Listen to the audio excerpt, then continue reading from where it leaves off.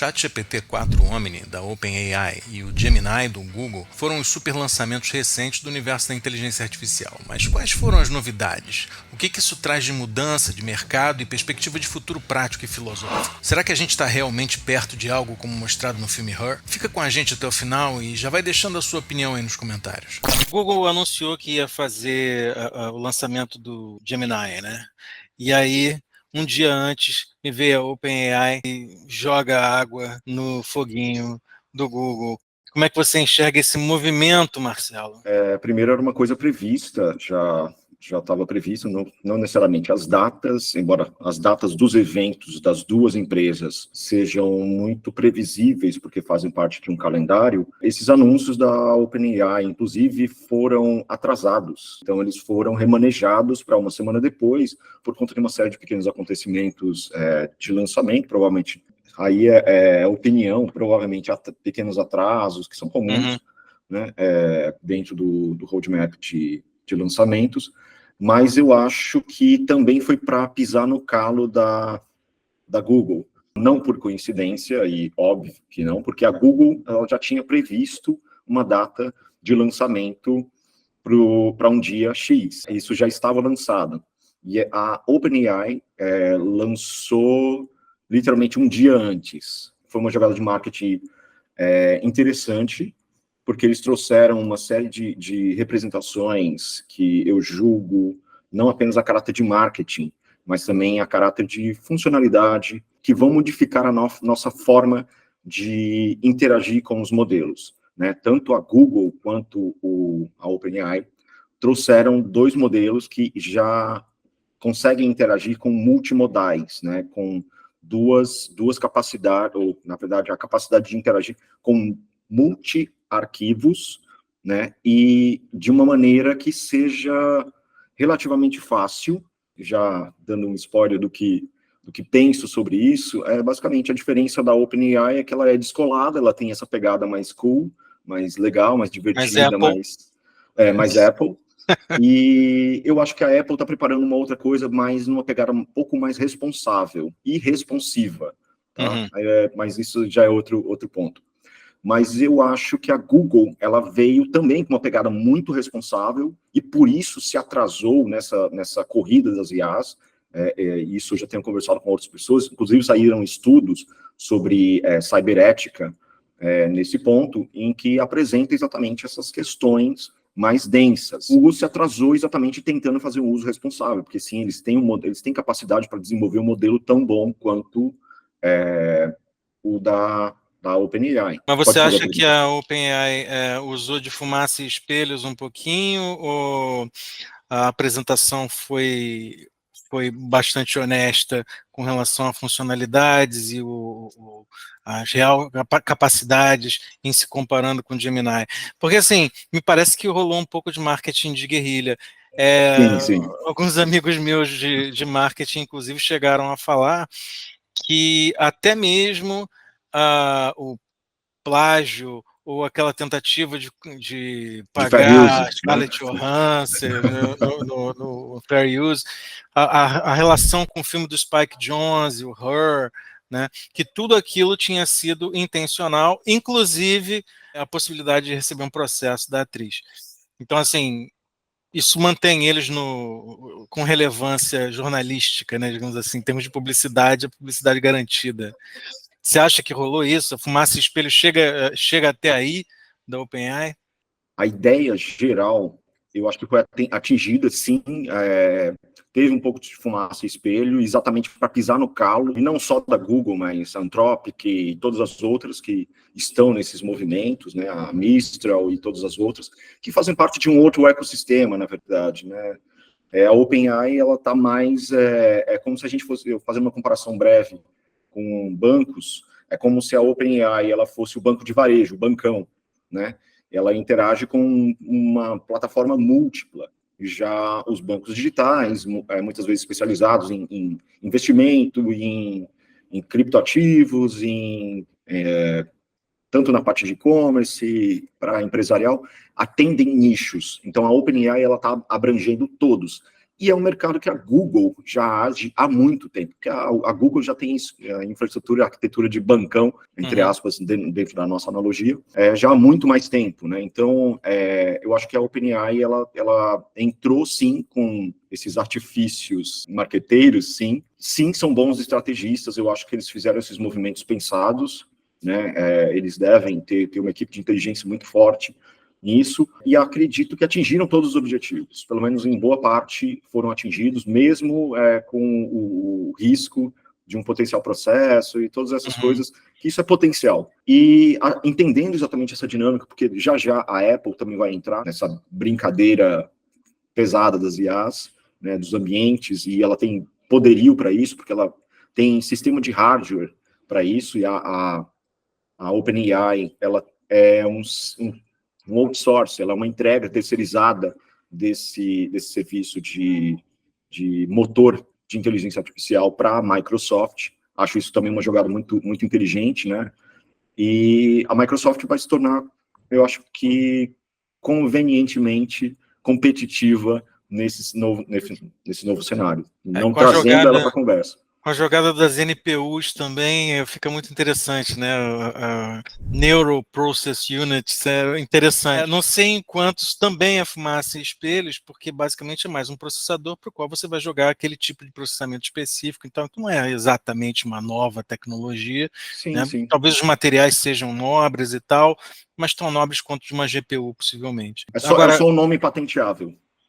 Exatamente. Agora, quando a gente fala de diferenças entre o ChatGPT 4o e o Gemini, Omni aí é omnimodal, enquanto que antes estava se usando multimodal. Você identifica algo de diferente entre omnimodal e multimodal? Nesse aspecto, é tudo multimodal.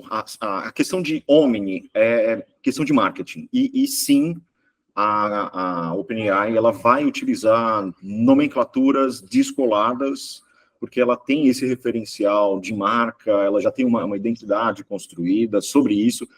Se você navega no site deles, né, no caso da OpenAI e da Google, você vai ver que a Google ela é mais um ambiente mais empresarial. Essa diferenciação entre Omni e multimodal é apenas a caráter de marketing de marca. Né, porque a teoria por trás de tudo isso, ela é, digamos, o esforço técnico por trás de tudo isso, ele tem, literalmente, termos, jargões, né, e o jargão científico para isso, para se utilizar múltiplas plataformas de acesso e recursos a diferentes arquivos, a interação entre diferentes arquivos é multimodal. A Google ela está fazendo uma abordagem mais científica, técnica, porque esse é o parte do perfil dela, parte do branding dela também. Já o ChatGPT e a OpenAI está utilizando um pouco do sal e do tempero do branding. Agora, para não dizer que é tudo fumaça e espelhos, a gente pode garantir uma coisa, né? O resultado obtido e demonstrado do ChatGPT 4o foi muito impressionante, principalmente na capacidade dele receber interrupções e responder com humor ou humor simulado,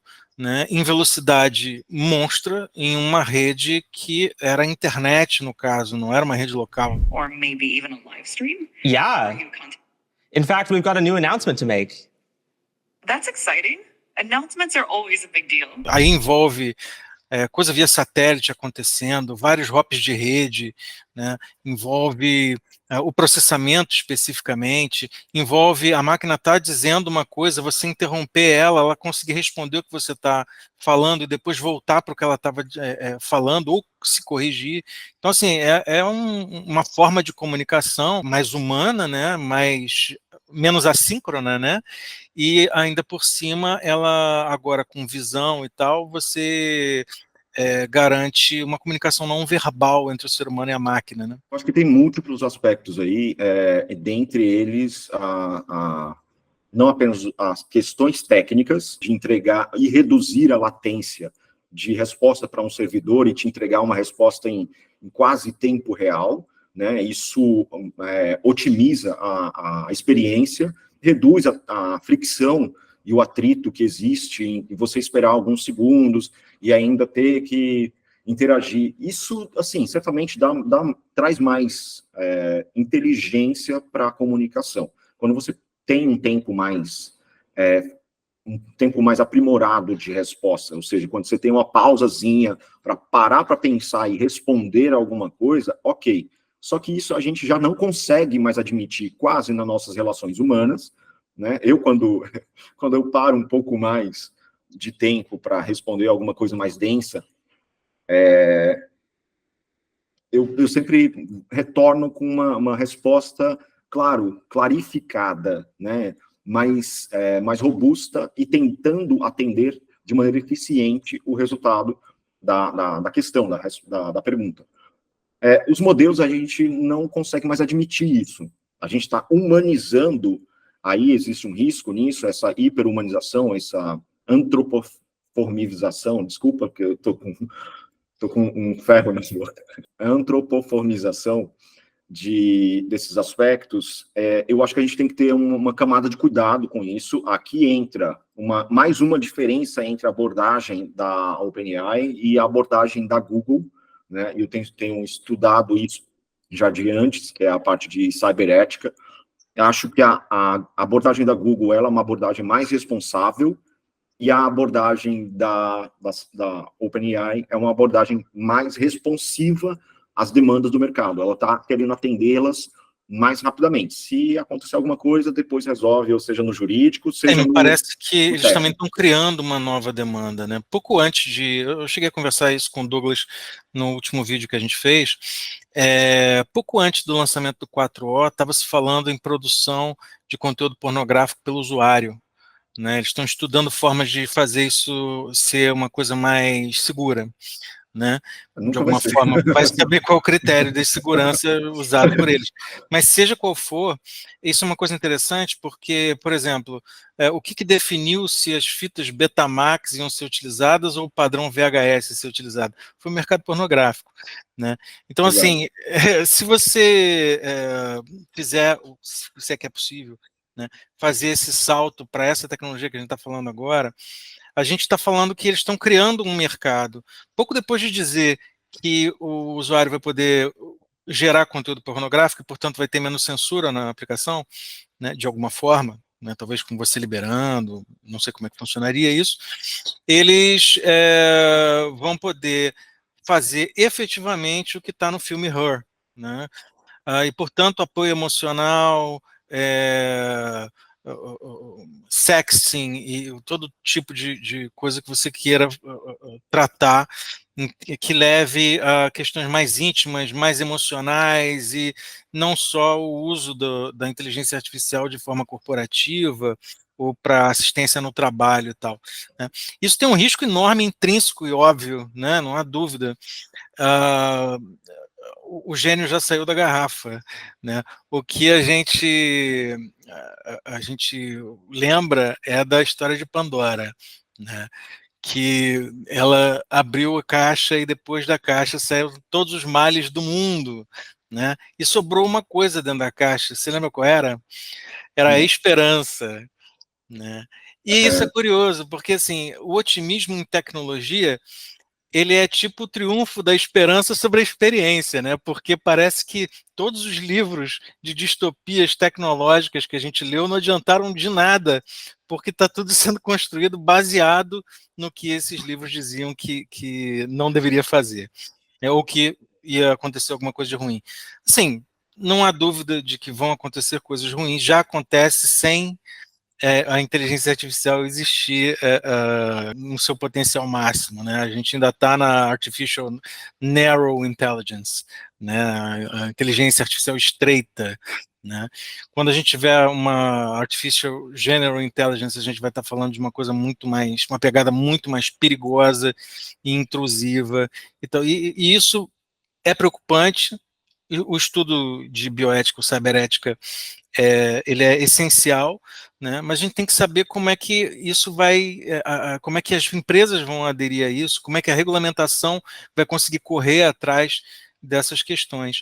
E com modelos como o Grok, por exemplo, que você tinha mencionado, que não tem censura, né, nenhuma não existe, você instala ele na sua máquina standalone e tem qualquer resposta que seja, vamos construir uma bomba, né? O que quer que você pergunte vai estar lá, vai estar sendo respondido. Como é que a gente vai fazer o enforce, né? Como é que a gente vai fiscalizar, lidar com o uso da inteligência artificial localmente, né? Até porque as máquinas da Microsoft, por exemplo, conseguem localmente fazer coisas sem acesso à internet, inclusive, né? Então, tem muitas formas de você usar a inteligência artificial para o mal. Isso sem precisar de empresa, né? Só a iniciativa privada da pessoa física já é suficiente, né? Então, assim, os riscos são enormes, não tem dúvida de que os riscos são enormes, mas se a gente for analisar a tecnologia pela tecnologia, qual o nível de surpresa, ou mais do que surpresa, fascínio que as tecnologias que foram mostradas pelo ChatGPT 4o, né, e pelo Gemini, como é que elas te atingem nesse ponto desse sense of awe, né, esse senso do maravilhoso, né, essa coisa de se sentir fascinado com a tecnologia para além dos riscos dela, porque a gente também tem que conseguir identificar os méritos, né?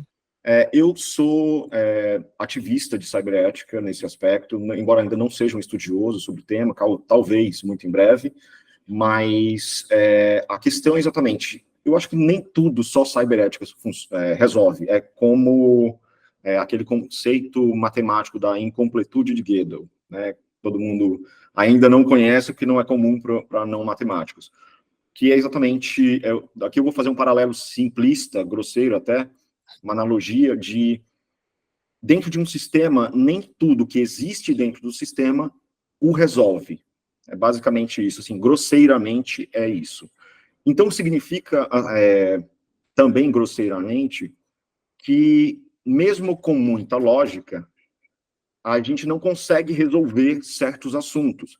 E, ao mesmo tempo em que existem coisas reais, vivenciáveis, e, digamos, prováveis, embora não exista vestígios para prová-la. Então, assim, são essas as coisas que existem dentro do arcabouço do conceito de incompletude de Gödel, é um conceito matemático, quem quiser aí dar uma olhada. Mas aqui eu trago ela em paralelo, como analogia, porque a gente está vivendo agora, que é o quê? Nem tudo a gente vai conseguir resolver apenas com lógica. Ou seja, não é só a matemática, não é só a ciência que vai resolver os assuntos digamos, da tarefa de existência, da interexistência entre IA e inteligência natural, né, que nós somos a inteligência natural. Esses caminhos eles ainda são muito sutis.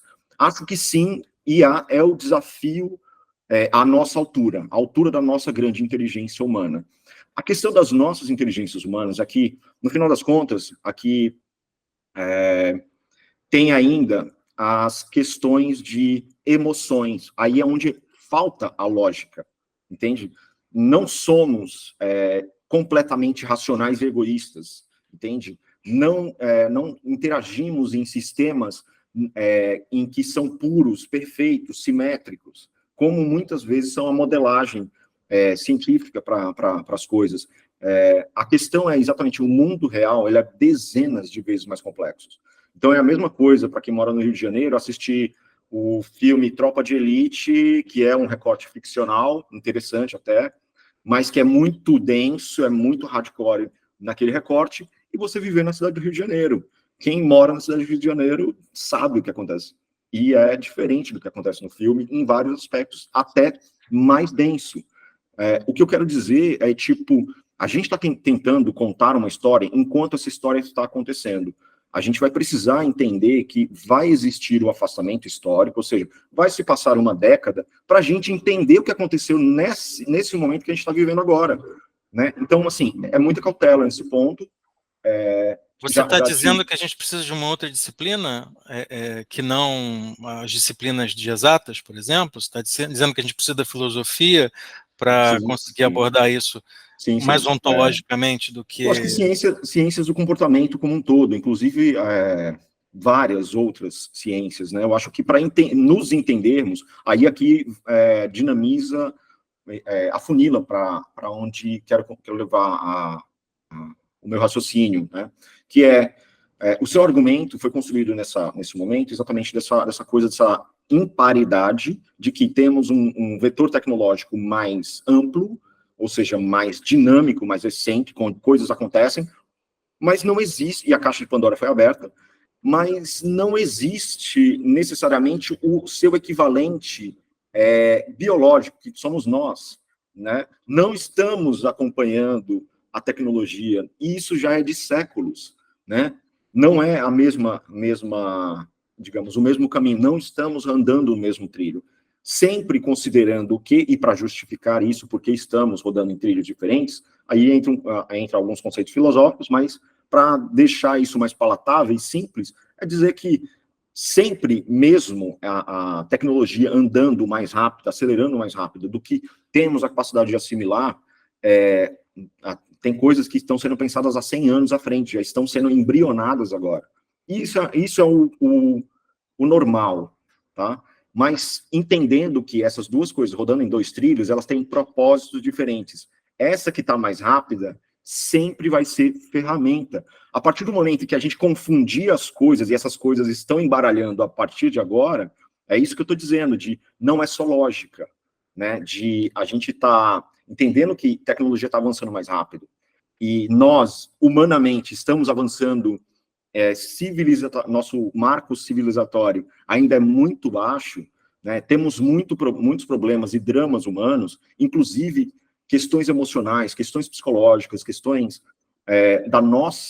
pertinente à nossa biologia, a gente não tem que entender que máquina é humano, e interagir com ela só dessa forma. Eu sou muito pragmático nesse ponto, acho que manter esse certo abismo entre essas coisas vai ser saudável enquanto a gente não resolver todo esse arcabouço de, primeiro, nos desenvolvermos maduramente como humanos para poder interagir com esses sistemas de uma maneira a não confundir as nossas experiências e depois gerar essa discrepância de virtualidade.